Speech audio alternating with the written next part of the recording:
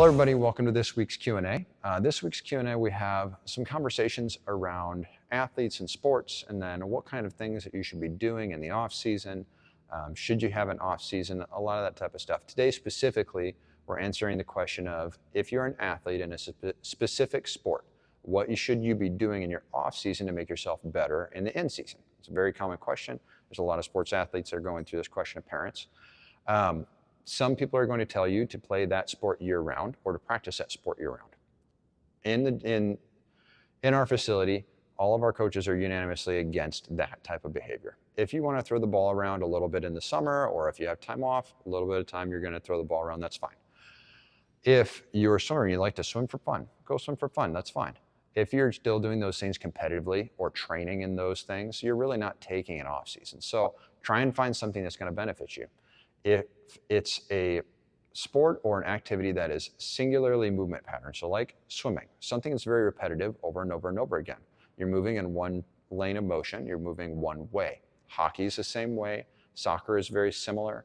Or baseball, anytime you have something like that where you're only getting very small numbers of or ranges of movement patterns and thought processes, the best thing you can do is find something that is totally counterintuitive to what you're doing to expand your ability and expand your mental capacity as well.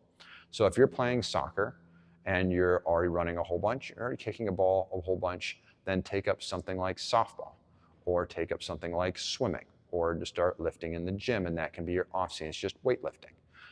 Something that's going to be completely different than what you're doing already. It will make you a better, more durable athlete. Same thing for baseball. A good example for baseball, if you're playing baseball, it's a lot of rotation and a lot of throwing.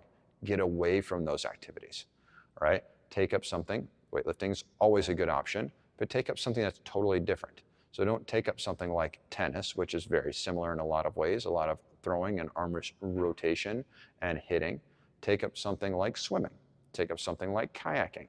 There's a lot of different opportunities. So to make it short, if you're looking for something to do in the off season, find a sport or activity that is not anything to do with what you're doing in the in season. Something you also might like doing, skiing, kayaking, playing tennis, ping pong, whatever it is, something that's not related to your own sport. See how you like it, take the time off. Your muscles and your joints will very, very happily appreciate it.